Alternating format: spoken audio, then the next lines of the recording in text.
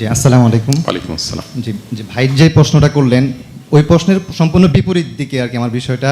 মানে গ্রাম দেশে একটা প্রবাদ আছে এরকম যে বাবা মা যদি 7 খুনও করে সেটা মাপ। বাবা মায়ের ক্ষেত্রে কোনো ভুল ধরা যাবে না, তারা চাইলে যা মানে সন্তানের সাথে যে কোনো বিষয়ে তারা করতে পারবে, তাদের বিষয়ে কোনো প্রশ্ন তোলা যাবে না। এবং যদি আপনার সাথে অন্যায়ও করে বা অনাচারও করে, সম্পদের দিক থেকে ঠকায় বা যে কোনো বিষয়ে, তারা যেটা বলে ওটাকে তুমি মেনে নাও, সহ্য করো।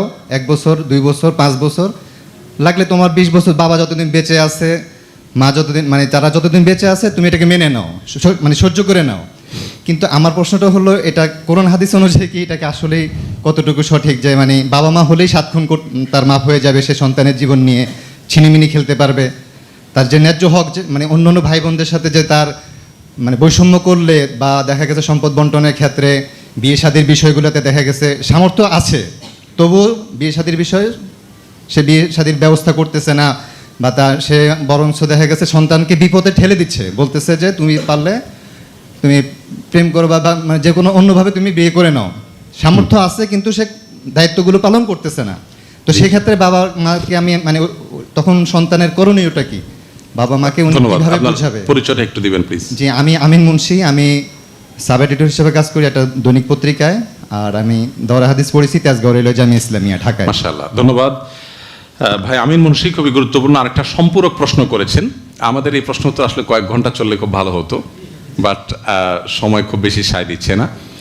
খুবই গুরুত্বপূর্ণ একটি কথা বলেছেন ভাই আমিন মুন্সি। আমি কিন্তু ওই প্রশ্নের উত্তর প্রসঙ্গে বাবা মাকে আসামির কাঠগড়ায় দাঁড় করিয়েছি, আপনার লক্ষ্য করার কথা। আমি বলেছি কোনো প্রকার যৌক্তিক পার্থক্য করবার মতো কারণ ছাড়া, নিছক আমার ভালো লাগে তাই বেশি দিলাম কম দিলাম, এটা যদি হয় তো নবী সাল্লাল্লাহু আলাইহি সাল্লাম বলেছেন ইত্তাকুল্লাহ, আল্লাহকে ভয় করো। কাকে বলেছেন আল্লাহ তাআলা? নবী সাল্লাল্লাহু আলাইহি সাল্লাম বাবা মাকে বলেছেন তোমরা সন্তানদের প্রতি সমতা করার ক্ষেত্রে আল্লাহকে ভয় করো। তাহলে এখান থেকে বোঝা যায় বাবা মা হলেই 7 খুন মাপ, বাবা মা হলে যা ইচ্ছা তা করা যাবে সন্তানদের প্রতি, এরকম কোনো ধারণা ইসলামে গ্রহণযোগ্য নয়। বরং আমাদের সমাজে এটা ঠিক যে বাবা মায়ের হক নিয়ে অনেক বেশি আলোচনা হয়, সন্তান সন্ততির হক নিয়ে আলোচনা একটু কম হয়।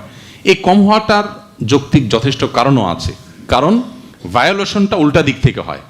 ব্যতিক্রম ঘটনা আছে খুব কম, বেশিরভাগ ফ্যামিলিতে হলো বাবা মা সন্তানকে জীবন দিয়ে ভালোবাসার চেষ্টা করে, এটা হলো নর্মাল প্র্যাকটিস। কিন্তু সন্তান বিশ্বাসঘাতকতা করে, বেঈমানি করে, বাবা মার সাথে সদাচরণ করে না, এটার পরিমাণটা বেশি। অতএব এই জায়গাটাতে আলোচনা বেশি হওয়াটা যৌক্তিক। কিন্তু সেই সাথে আমাদের এটা ভুলে গেলে চলবে না, বাবা মা হয়ে যদি সন্তানের প্রতি অবিচার করা হয়, বিচার আল্লাহ তাআলা ঠিকই করবেন। তবে হ্যাঁ, এখানে একটা কথা আছে, সন্তান হিসাবে আমরা বাবা মায়ের বিচারের দায়ভার নিজের কাঁধে তুলে নিতে পারি না। অর্থাৎ আমি আমার বাবা মাকে বিচার করতে পারি না। হ্যাঁ, বারবার করে ভাই আমিন মুন্সি বলছিলেন যে বাবা মা কি করবে, সবরই করে যাবে সারা জীবন।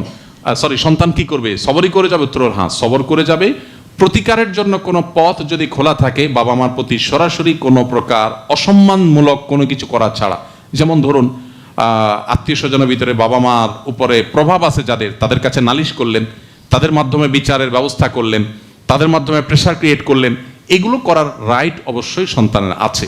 কিন্তু বাবা মাকে বেইজ্জত করা, অপমান করা, ছোট করা, তুচ্ছ করা, এ অধিকার সন্তানের নাই। যদি বাবা মা অন্যায় করেন তার বিচার আল্লাহ করবেন, সন্তান হিসাবে সবর করবেন। আমরা দুনিয়াতে সব কিছুর প্রতিকার পাবো না, তাহলে আখিরাত কেন? কিছু জিনিসের প্রতিকার হবে কোথায়? আখিরাতে, আল্লাহ রাব্বুল আলামিনের কাছে। দুনিয়াতে সব কিছুর প্রতিকার আমরা পাবো না। অতএব আমি যে কোনো মূল্যের প্রতিকার পেতেই হবে, এটা ইসলাম আমাদেরকে বলে না। অতএব বাবা মার পরে আমাদেরকে সবর করতে হবে। একই সাথে বাবা মাকে কোনো দায় মুক্তি, ব্লাঙ্ক চেক ইসলাম দেয়নি যে যা খুশি তা করো। প্রতিটা সন্তানের প্রতি অবিচার, জুলুম হলে তার বিচার অবশ্যই আল্লাহ তাআলা কিয়ামতের দিন করবেন, সেটাও বাবা মাকে লক্ষ্য রাখতে হবে।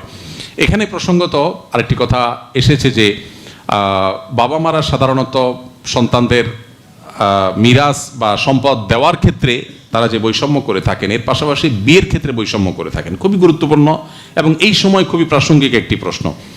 এই প্রশ্ন উত্তর হলো যে কোনো বাবা মা সন্তানকে যদি কোনো যৌক্তিক কারণ ছাড়া বিবাহ বিলম্ব করতে থাকেন, অনেক বাবা মা আছেন শুধু জাগতিক কারণে যে তুমি আরো টাকা পয়সা কামাও, আরো সামাজিক অবস্থান করো, তথাকথিত নিজের পায়ে দাঁড়াও, এগুলো করতে করতে বিবাহ বিলম্ব করতে করতে সন্তানের চরিত্র ধ্বংস হয়ে যায়, যাক এটি নিয়ে তাদের কোনো মাথা ব্যথা নেই।